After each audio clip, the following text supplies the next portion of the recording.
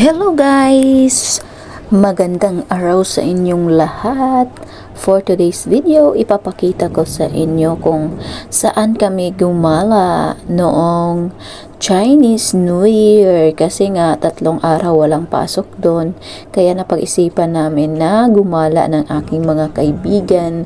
So ito pala guys, ang pangalawang gala namin sa taong 2024. So, yan guys, pumunta kami sa Big Buddha kasi first time ng aking mga kaibigan. Actually guys, second time ko nang nakapunta dito sa Big Buddha.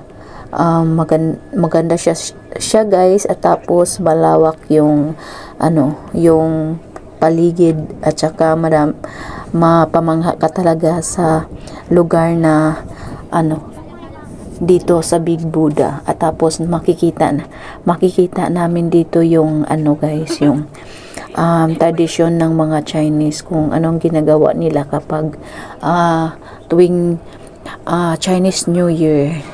Nagaano sila guys, nagtitirik sila ng mga kandila nila na yung red candle or yung malalaking candle.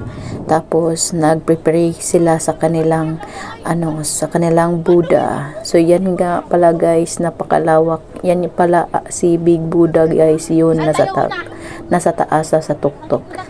So ang lawak talaga dito guys. Malaki ang lugar. At saka madaming tao kapag may mga okasyon, lalo na sa Chinese New Year. Madaming tao ang mga pumupunta dito. So ito yung lugar nila guys. Yan. So wala akong masasabi na history dito sa Big Buddha kasi hindi ko alam kung ano ang mga history dito. Hindi ako nagbabasa, char. Talagang pumunta lang kami dito guys para mamasyal at samahan namin yung kaibigan namin na hindi nakapunta dito sa Big Buddha. Kaya yan guys, enjoy watching sa aking video. Ipapakita ko muna sa inyo ang lugar sa Big Buddha. Umakyat pala kami doon sa tuktok ni Big Buddha guys, pero nakaabot kami doon sa mataas na hagdan. Parang lang din siya guys, parang chocolate hills na hagdan.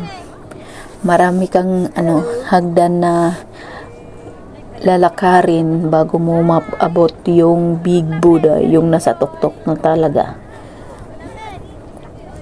So yeah guys, enjoy watching.